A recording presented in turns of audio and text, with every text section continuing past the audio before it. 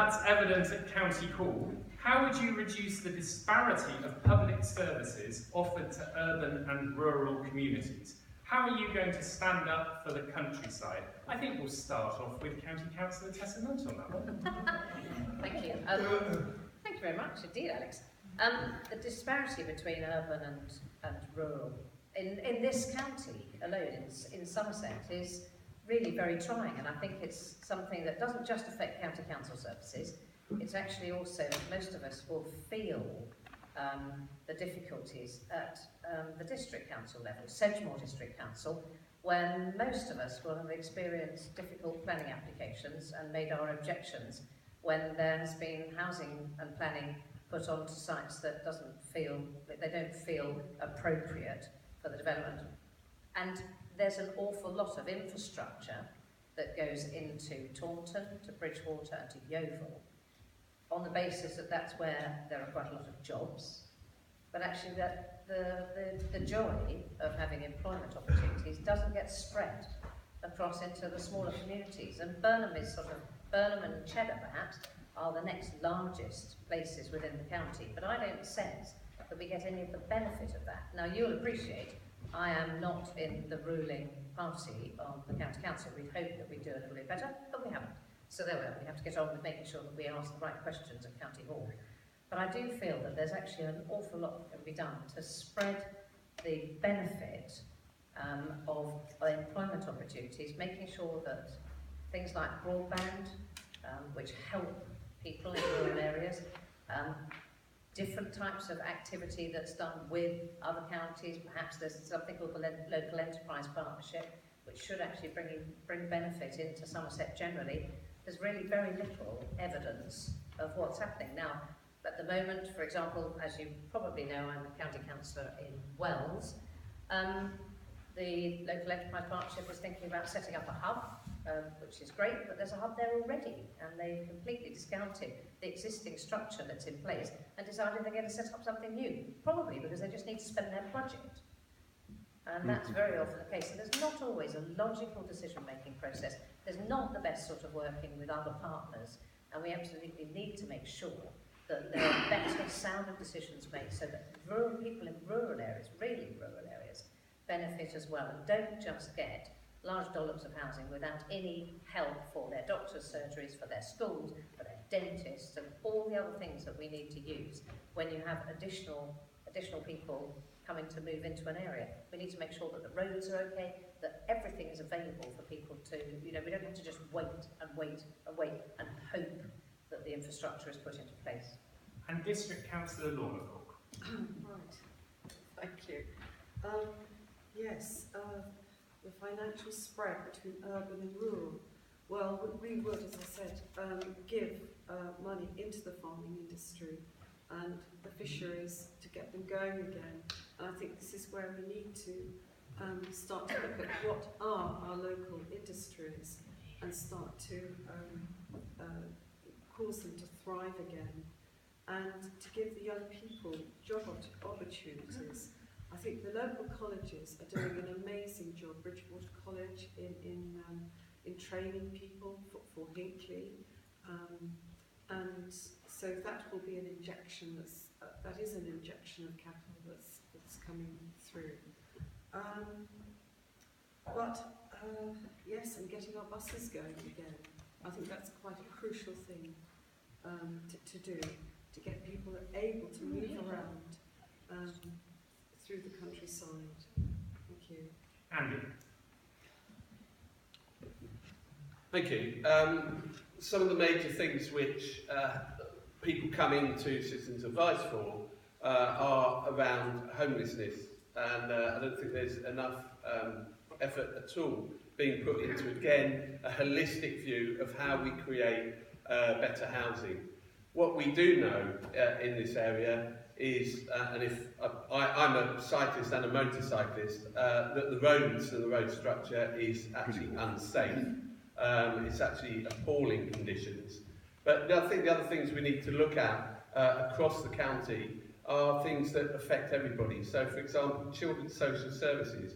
I was particularly pleased, in fact, that Tessa managed to win her seat in Wells, because she replaced the leader of the council, who was actually previously responsible for children's social services in Somerset, which has failed at least 3 times, 5 times the Ofsted inspection, so they actually got Essex in to help them.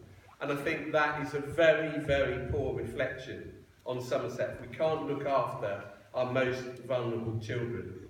And not only that, but if you can't even put in place a structure of employing social workers on a full employment term, then you are wasting a massive amount of money, which is what they are doing by getting people on a relief basis in the health services, called on a bank basis. So instead of paying the full cost, somewhere around £33,000, they're paying upwards of £70,000 for somebody working at the same rate. This is an amazing wastage of our money. It's our money. We pay the taxes for it. So we've already mentioned the police and how demoralised they are. That the police now, in fact, if you arrest somebody in Yeovil, you've got to be carted across the county to Bridgewater. So the police will be spending most of their time driving people on remand and arrested across the county to get them to Bridgewater. So it's cuts all the way, and that affects the quality of life, whether you're in a slightly urbanised area or whether you're in a rural area. It's all poor services, poor use of money, and I would be looking for a change. James? Thank you. There is a disparity between urban and rural funding across a whole slew of policy areas. And I think it's an interesting challenge to Andy and the Labour Party about whether or not they agree that that disparity exists and whether they agree that it should be corrected. We've spoken earlier on tonight about dampening on the police budgets. That needs to be stopped. It's iniquitous in my view. Local authority funding, we've made some progress. We managed to get an increase to the Rural Services Delivery Grant, which is a part of local government funding 2 years ago and again this year. And then there's been additional money on social care, 2 billion over 3 years, of which 12 million, I think, has come straight to Somerset, which is very helpful indeed. We've made progress on the National School Funding Formula. We've got a long way to go, but we've made progress, and we've achieved that in the last 2 years, and that's great news. The NHS, actually, the formulas that decide patient funding are actually much less iniquitous between urban and rural. NHS funding has always recognised sparsity of population, and the key point with NHS funding actually is the challenge in Burnham-on-Sea and Highbridge, and actually in a number of other places in the constituency, is not that there's insufficient money within primary care. There is, the money follows the patient. The challenge is GP recruitment, and that's another issue altogether. Too many vacancies. I think there are maybe even as many as 9 vacancies between the 2 practices in Burnham and Highbridge that are being filled by locums, which is a real challenge. So there are formulae across the whole range of government output that have historically disadvantaged rural areas and that we are correcting. And I wouldn't in any way disagree if someone were to say, but it's not just about recalibrating the formula. There are some areas, like the schools budget, where actually potentially the current budget is simply not enough, which is why I welcome the fact that there's 4 billion more in the schools budget in our manifesto.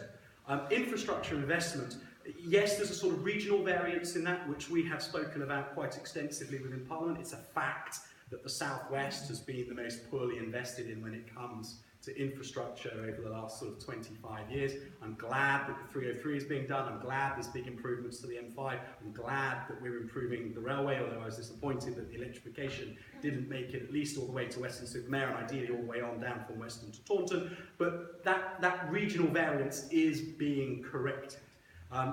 Primarily because there's a strong voice within the government backbenches from the South West now, and I argue very much that it helps to be in government, working with your colleagues, rather than in opposition, just asking the right questions. Tessa made the point just then that all she can do on the county council is ask questions because she's on the wrong side of the chamber.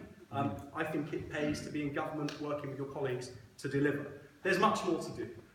When it comes to some of the more localised investment decisions, there's a big decision to make. Because the money that's been spent in Bridgwater and in Taunton, principally, is not just about deciding to spend money in Bridgwater and Taunton. If you look at the number of houses that have been built in the county and how they are distributed, the reality is that they are concentrated in Bridgwater and Taunton. If you look at who is hosting a nuclear power station with all the traffic issues that brings, it's in Bridgwater. Now, I think that we have a really, really interesting conversation to have within this part of Somerset about how much development we are willing to accept, both in terms of employment opportunities, building places of work, and also in terms of building houses. Because at the moment, we are actually in a deficit when it comes to the availability of our workforce. There are businesses on the Isle Port Estate and on the Cheddar Business Park in Sedgemoor alone that are considering leaving Burnham and Highbridge, the Cheddar Valley, in order to relocate to Weston-super-Mare or Avonmouth because of the availability of labour. We've got an urgent discussion to have. When you allow in development, money comes with it, but it's really challenging. We live in a beautiful part of the world, and no meeting that I have been in the last few years has got more heated than when it's come to where exactly you build houses and where exactly you develop. But we do have to have that conversation with ourselves at some point about what we're willing to sustain, because money does come with development. Taunton is going to host a garden town, and millions of pounds of investment will come with it. And that's green fields that get built on, and you may have a problem with that. I would respect your view if you did. But we've just got to be clear on how the equation works, and then have a conversation with ourselves, about a community, about what sort of growth we're willing to accept. Thanks, James. We're coming to the